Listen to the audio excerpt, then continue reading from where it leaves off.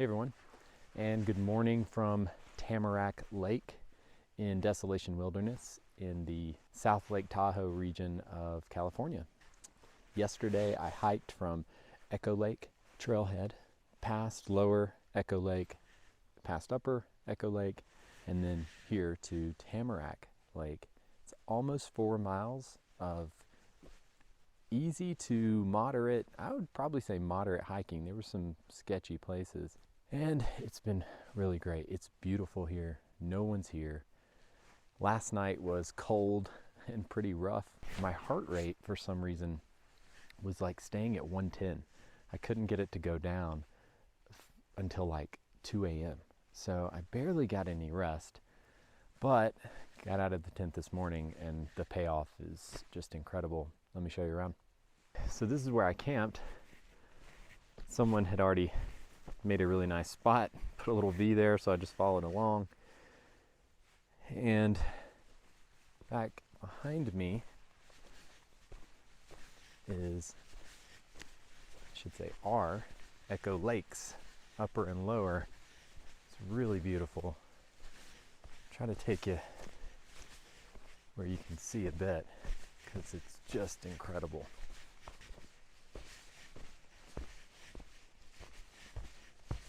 Sun's going to be pretty bright because it's coming up right over that mountain. Helpful to stay behind that tree. There you go.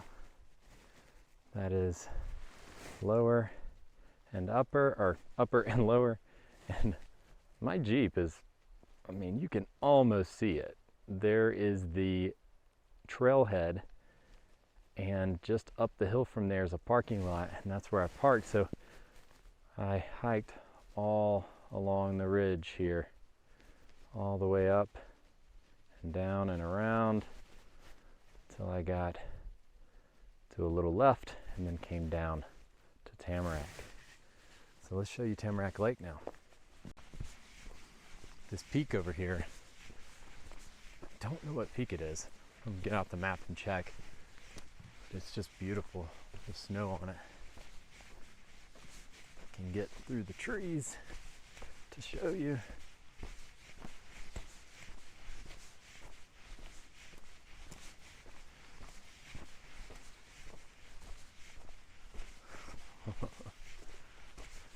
Check it out.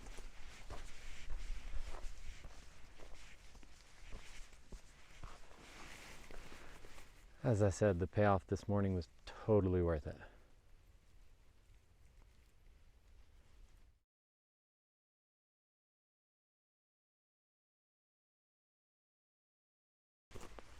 Okay, so now I'll hike up and around to give you a better view of the lake.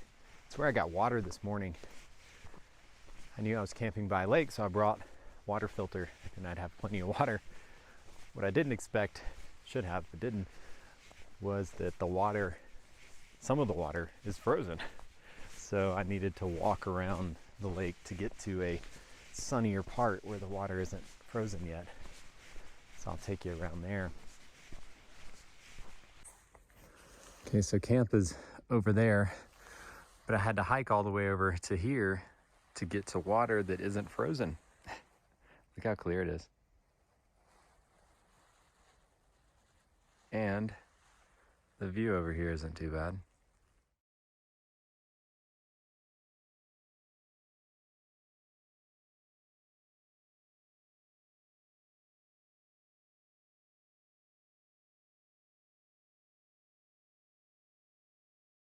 Okay, so Tamarack Lake is behind me, and the water is falling down into a stream. Check this out.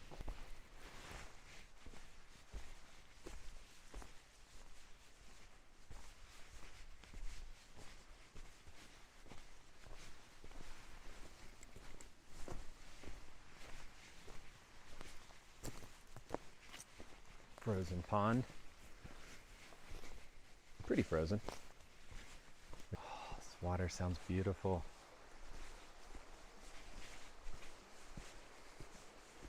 I should have camped over here last night.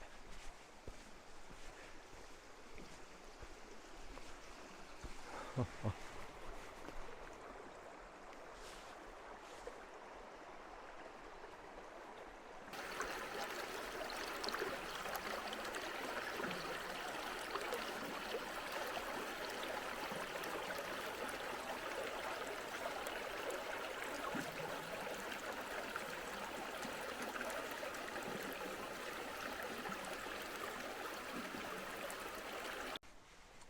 let's hike around this stream to get up to this view. I was there earlier. It's beautiful.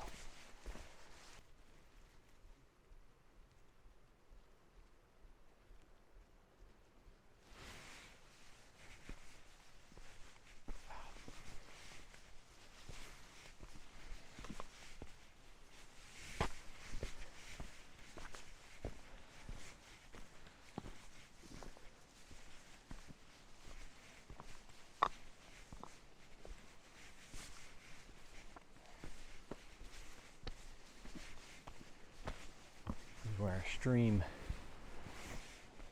begins to turn into a waterfall. Careful, careful, careful. Oh, it's so pretty. I was focused on this direction and I didn't even notice this direction. Wow, look at that pool. I want to swim in it. All right, now it's freezing cold, but it's beautiful. Okay, let's hike back to camp. I need some breakfast, which is always like a treat camping. I don't eat breakfast. When I camp, I do, because I burn a lot of calories. So it's nice to get some breakfast. All right, getting back to camp. This is what it looks like. It's really green. It's like green and snow. It's amazing. Wow. Look at that.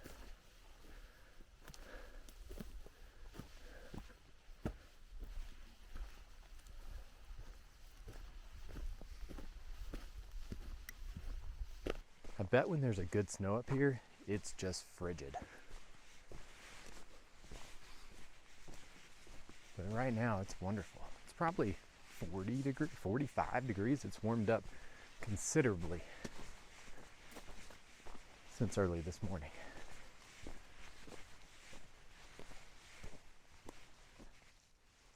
There's our camp.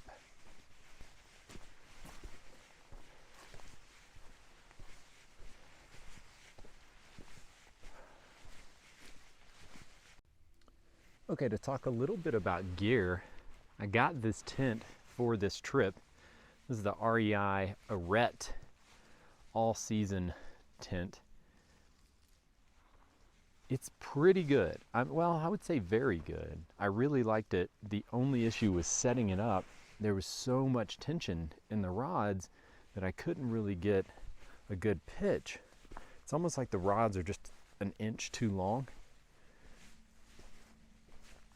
But I was warm. I slept really warm in it last night. It only got down in the upper 20s, and this thing was super warm. It's really made for snow. Show you the inside. I don't like brightly colored tents because in the morning this happens. The sun shines in and it just lights up the whole tent with a color, but this one being gold is nice. It's like a sunrise. This is really neat. There is a stasher pocket for the door instead of annoying ties. So I really like that part. There's no windows at all. There's just ventilation. I'll show you whenever I take the rain fly off, this unzips and you can have ventilation. So there's a newer version of the REI Arete I saw on the website. This apparently is the 2018 version. I could not find a difference between the old and the new, and this one was like $160 off, I think. So ended up being $240, $250, which is a great deal for an all-season tent. So I went with this one. Maybe the newer version has slightly shorter tent poles. I don't know. But I like this one a lot. I think I'm gonna keep it. It's about 6 pounds trail weight. So it's heavy. It's like 3-4 pounds heavier than my other tent. But my other tent is a 2 to 3 season tent. It is literally mesh with a rain fly. It is the REI Quarter Dome SL2, which I love that tent for sure, but it's not great for windy conditions or super cold weather. This jacket, by the way, is it looks like a Nano Puff, but it's the Patagonia down sweater. It is incredibly warm. I slept in it a little bit last night to just warm up a little more, and I have been wearing it like crazy. It's really, really great. I actually went for a Nano Puff, grabbed this thinking it was one, and then realized it wasn't, and I'm like, oh, down, even better. I think it's like $6.50 down, maybe. I don't remember, but it's also not too bad on the price. I think it's like $2.20. Totally worth it. My base layers, by the way, I am wearing the Smart Wool 250 merino wool base layers.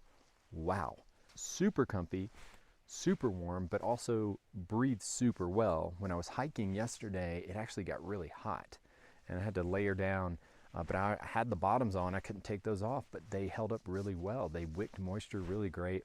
They're pricey, but how often do you buy base layers? It seems like it'd be worth the investment. It's like $100 for the bottom, $100 for the top. Expensive, but I think totally worth it. Really happy with these. This is the Jetboil Stash. I love it. If all you need to do is boil water for coffee and dehydrated meals, this thing's amazing. You're not going to be able to really cook much in it. I mean, couscous and quinoa and maybe a small kind of stew, but even though it's small, it's really great. Everything you see packs into itself, including a tiny lighter, because the stove does not have an igniter on it. So you just put a tiny Bic lighter in there too. Love this thing. I had another Jetboil before. This one's just way better in my opinion. Let's talk about the Bear canister. Wow. Not fun. Not fun bringing this, but it didn't take up that much room in my pack because I was able to just stuff everything in it. The downside was the weight and opening it. It's made so that bears can't open it, but when it's really 30 something degrees, really cold, it's hard to open it with your hands. It's like a child-proof kind of lock situation, and the plastic seemed to have gotten harder overnight as it got really cold. It was really hard to get open. I ended up just using the handle of my knife to push it, and that worked fine, but fingers did not. What was really nice about it, just putting my food in it and putting it a couple 100 feet away from the tent and not worrying about smells or anything. I had a safe place to put it, so that was really great. Nalgene, this one happens to be from my friends at Universe. Hey guys, absolutely love Nalgene, works amazing, everyone does. This cup is new. This is the Sea to Summit mug, I think they call it. It collapses into itself. It's lightweight, it's thin, it's great. It doesn't have a lid, so it kind of sloshes as you walk around. That's kind of a bummer, but for like a cup to have just in case, and it's something that's super lightweight and doesn't take up much room, recommend it. The Sea to Summit titanium, I think, spoon, really great. And one of my favorite pieces of gear of all time, Katadyn Be Free. The Katadyn Be Free, I absolutely love. It is small, lightweight, filters water really quickly. One thing to note about it though is filters I hear, tend to just stop working. So it's good to have a backup. And B, I learned this trip, when the water's really cold, it filters slower. But still, I think faster than a Sawyer Squeeze or others. I haven't tried them, but from what I've learned. And so yeah, can't recommend the Katadyn Be Free enough. Absolutely love that water filter. And because I was camping near a lake, it enabled me to not pack a bladder full of water, which made my bag a lot lighter. It was really great not carrying in water because I packed the 48-liter bag I have full for this trip. And I don't think I overbrought. I really brought what I needed. Good sleep system, a couple extra layers, food, stove. That's about it. And I packed it full, so not bringing water was really nice. Coffee time. And a quick note about coffee. I love good coffee. We grind our coffee beans every morning. I really appreciate great coffee, love a good pour over. Not a coffee snob, but I do love really good coffee. But while camping, I have found that making my own coffee while camping is just more trouble than it's worth. Bringing beans, grinding them, or even bringing ground beans, I've done that, and using a French press or some other method, it's just a lot of work, and it's something else to clean. Even the Jetboil French press adapter, it works really great, but it's just more effort, more work, something else I gotta do. So I've recently switched to instant coffee, which can be really hit or miss, but I have found a really great one. Equator Coffees, oh my gosh, this instant coffee is amazing. I can't even believe it's instant. Highly recommend it. I haven't tried, I think they have one other flavor. I haven't tried it, but love this one. What I don't love is this one from Verve. It could just be me. I think it's a dark roast, and I didn't realize that. Yeah, it's a dark roast, which I didn't realize when I bought it. So maybe that's why I don't like it, and maybe the other Verve coffees are better. But I don't love this one. But instant coffee, the way to go. All right, I'm gonna try this Trailtopia banana oatmeal. I love oatmeal and I love bananas. If I had peanut butter in there, it'd be perfect. That's what it looks like freeze dried. I mean, it looks good. We'll see.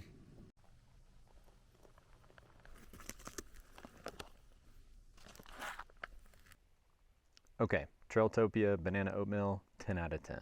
I loved it. It is just the right size, not too sweet. There is 7 grams of added sugar, but it doesn't taste that sweet. There's a lot of protein, no sodium. It says add 1 1/4 cup of water. It was a little soupy for me, so I'd probably say 1. Oh, it does say 1 to 1 1/4. So yeah, go for 1. Highly recommend this. Delicious.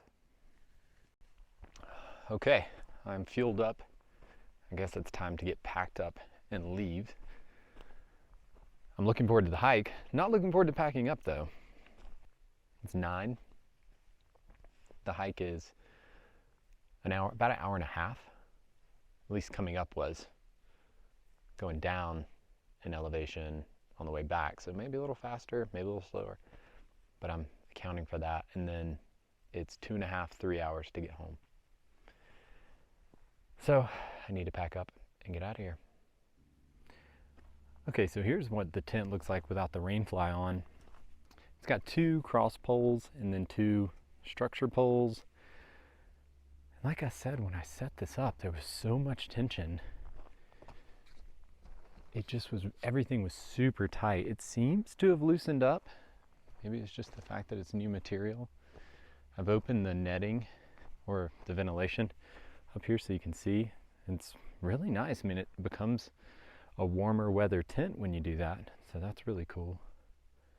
There's another vent on this backside that I left open last night, and vents that go through the rain fly. Yeah, overall I'm happy with it.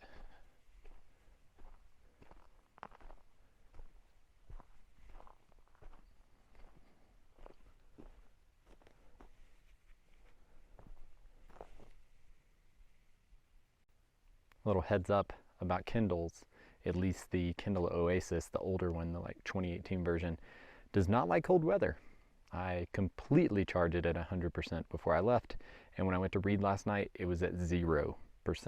So I got about 10 pages before it just crashed out. That's a bummer. Last night I tried this, the Sea to Summit Thermolite Reactor sleeping bag liner. It's supposed to give like 14 degrees Fahrenheit more warmth to your sleeping bag. I don't buy that, but it did add warmth. It's a little constrictive to sleep inside of, but it's kind of like sleeping in a big sock. A little comfy, a little not. I recommend it though. It's nice to have a little bit extra warmth if you need it. So my sleep system last night, in addition to the sleeping bag liner, is the Big Agnes Sidewinder SL20. It's a 20-degree down bag. And what's interesting about it is it's designed and made for side sleepers. Being a side stomach sleeper, I thought I would give it a try. It's okay. I couldn't really figure out the whole system at the top. You can stuff the pillow in it. You're supposed to be able to slide your arm in it, but the hole was tiny. And then I never could figure out where my face was supposed to go when I had it zipped all the way up. And I couldn't find the cinch at all.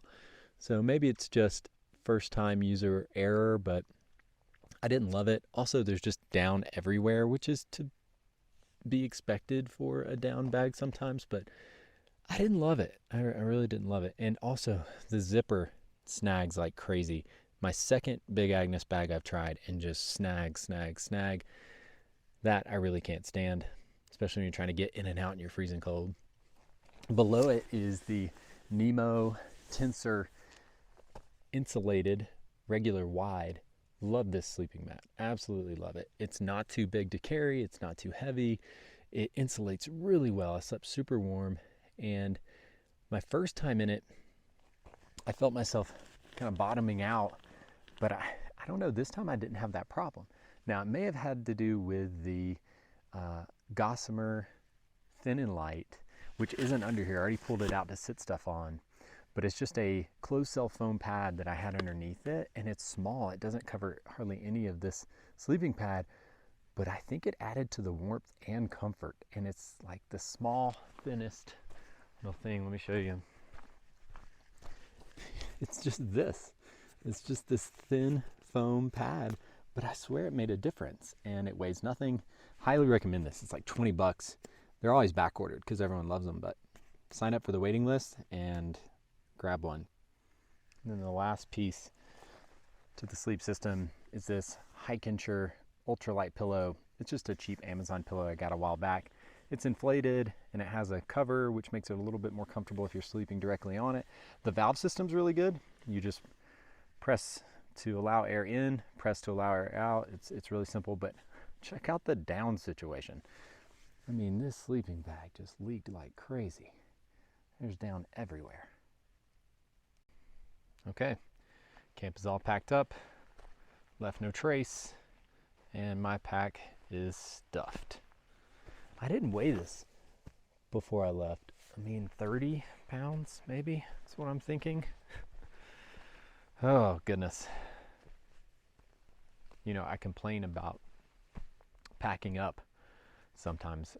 It's a lot of work, but honestly, I really enjoy the ritual of it. There's just something about the pace and the rhythm, collect everything, organize everything, stuff everything. I kind of enjoy it. So now it is time to hike the almost 4 miles back to the trailhead. I do not have a hat. I only brought my warm hat. Might put that on. Did put on some sunscreen and a different lighter shirt because it's warm. It's sunny and it's warm. So I'll record some of the highlights of the hike back and see you at the end. Okay, hiking out of the campsite. The trail isn't very clear, or at least I haven't found the very clear trail. Kind of made my own when I came down here, but there's probably a better one. It's very rocky and sketchy without the trail. Okay, All Trails helped me find the trail from Tamarack, and check out this amazing camp spot that I just found. I wish I would have found it before.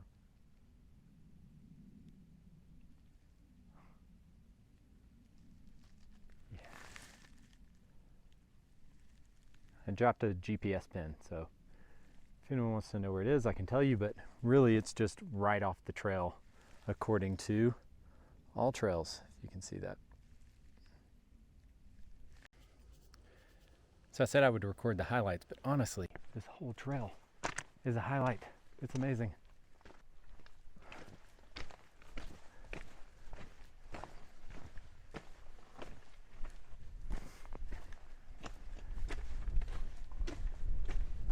I always enjoy the hike out more because there's no stress really. I'm tired, but I'm not worried about getting to camp, setting up camp. This is wonderful.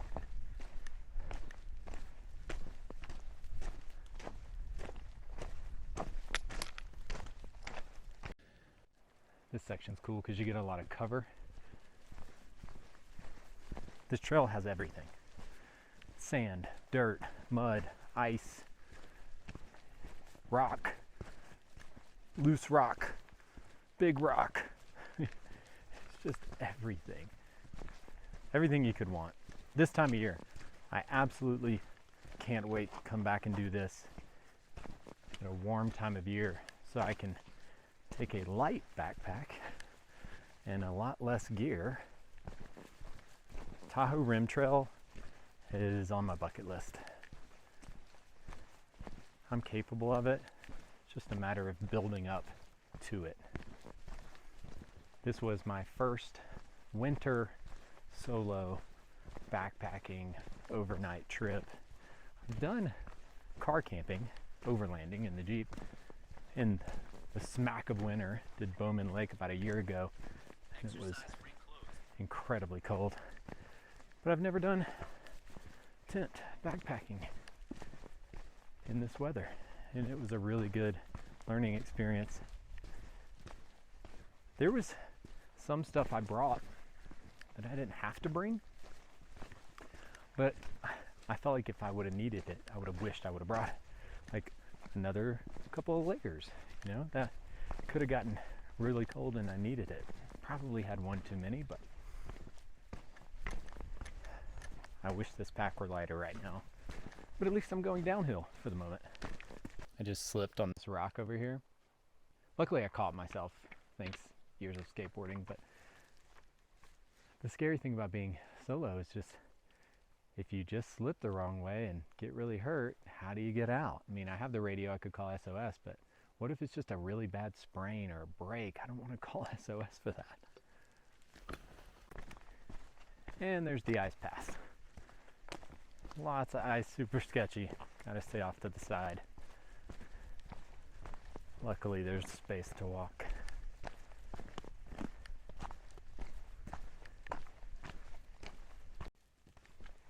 I'm running low on camera battery, so I can't capture as much as I want, but had to capture this. Just incredible.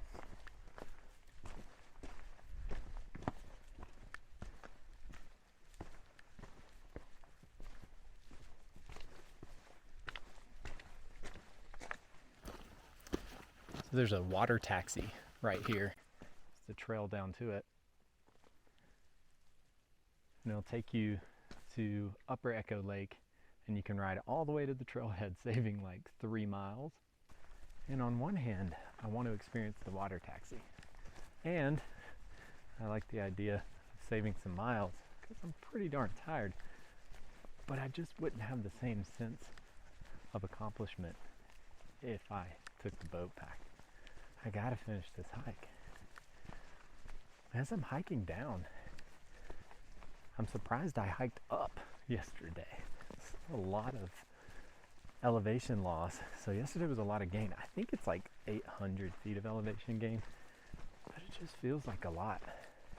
I think it's this pack too, and the fact that I'm so tired. All right, I am passing the end of Upper Echo Lake.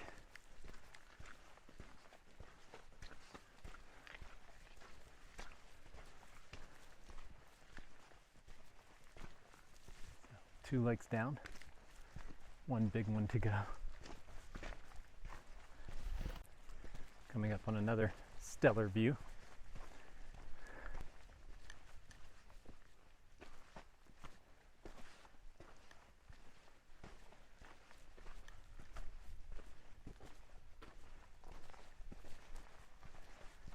Love how green this area is. It's very different from the rest. These bushes are pretty. Big steps up.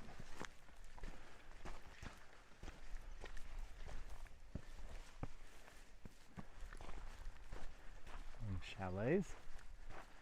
They're super cool. Be really fun to stay in.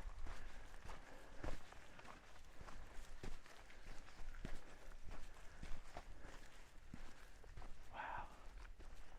That one in particular, the deck. Ooh, that would be nice. Look at all this rock all the way up. Here's the familiar peak and Echo Lake, the big one, the last one. And look how pretty this is. I remembered that there's a lot of elevation in both directions, both ways. And I am struggling really. About 1.5 miles to go, I think. So I can do it.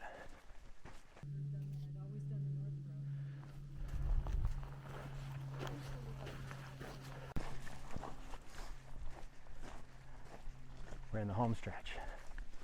Less than a mile to go. Probably about 1/2 mile. There's quite a bit of people on the trail today, which is a benefit to this trail. Coming out here solo, if something goes wrong, it's a good chance that the following day someone will hike by and you can whistle or holler. There's a jet going by. More green. It's getting greener and greener the further I go. Pretty cool. There's still massive rock face up there.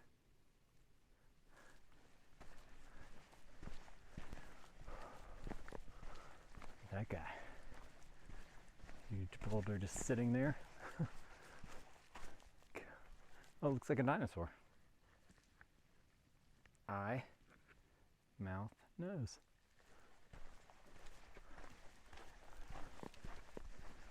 This part of the trail is fairly easy. So I guess like the first mile is easy, but after that it gets treacherous, and there's just some spots that are one slip and you're dead. So be careful out here, but this part is nice. This rock formation is really awesome.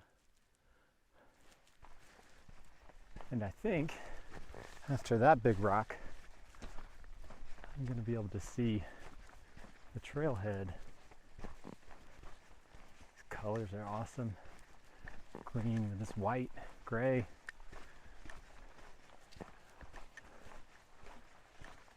Oh yeah, there it is. There is almost a destination. I actually have to go there and then hike up. I think you might even be able to see the truck, maybe. Very teeny tiny.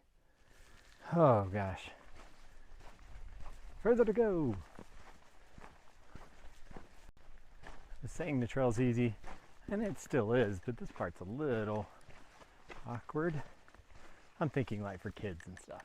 It's a little awkward, but doable. And pretty. Oh, this part's nice.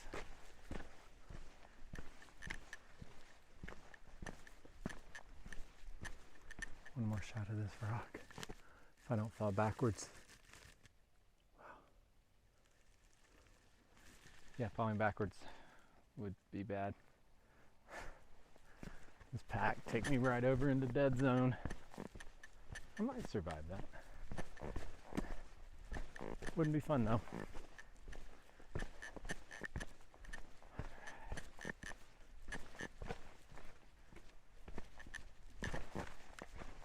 Okay, not much further now.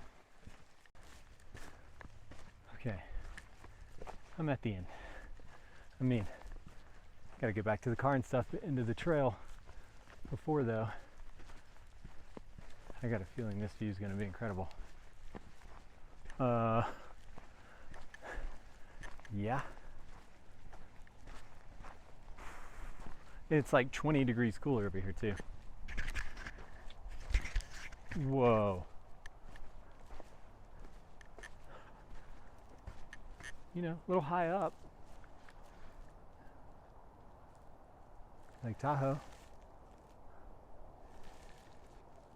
Wow. That's pretty. Okay. Okay.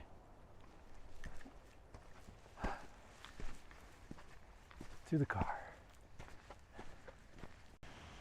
Lake Aloha was like, I guess, a mile past where I was, and I really wanted to check it out, but did not have the time or energy. God, so many awesome spots. And this is where it all ends. One last look at the lake. Can't even see where we were. Way over there. So fun. Oh, my legs are jello at this point. All right, just got another couple hundred yards up to the Jeep. Thanks for joining me. That was fun. Just when you think you're done, there's a near vertical hike with ice back to the overnight parking. Super fun. I don't even know, I really thought about leaving the pack down there and then bringing the Jeep down for it, but no, we're just gonna do this. It is vertical. It didn't feel this steep when I was coming down. I feel it now.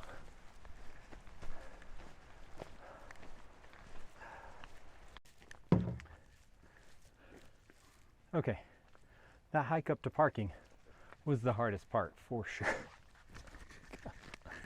Oh, just back off. Oh,